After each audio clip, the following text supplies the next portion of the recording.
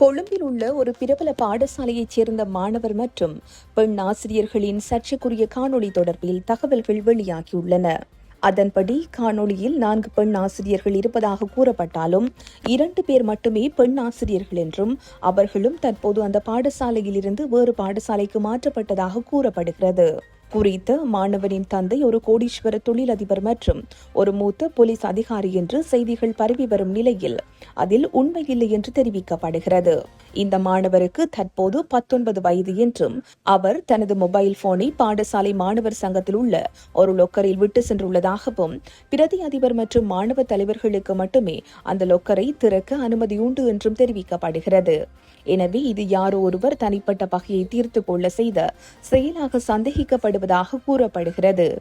சம்பவம் தொடர்பாக மாணவரின் தந்தை போலீஸ் கணினி குற்றப்பிரிவில் முறைப்பாடு செய்துள்ளதாக தகவல்கள் வெளியாகியுள்ளன.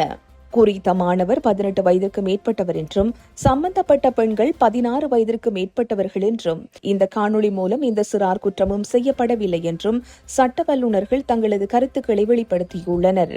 இதுபோன்ற சம்பவம் தொடர்பாக பாடசாலை கட்டமைப்புக்குள் கடுமையான ஒழுங்கு நடவடிக்கை எடுக்க வேண்டும் என்றும் கல்வி அதிகாரிகள் சுட்டிக்காட்டுகின்றனர். இதுபோன்ற சம்பவங்களை எதிர்கொள்வதில் ஒரு பாடசாலையை குறை கூறக்கூடாது என்றும் இது வர்க்க வேறுபாடுகளை மட்டுமே அடிப்படையாக கொண்ட ஒரு குழுவினரால் செய்யப்படும் செயல் என்றும் சமூகவியலாளர்கள் கூறுகின்றனர்.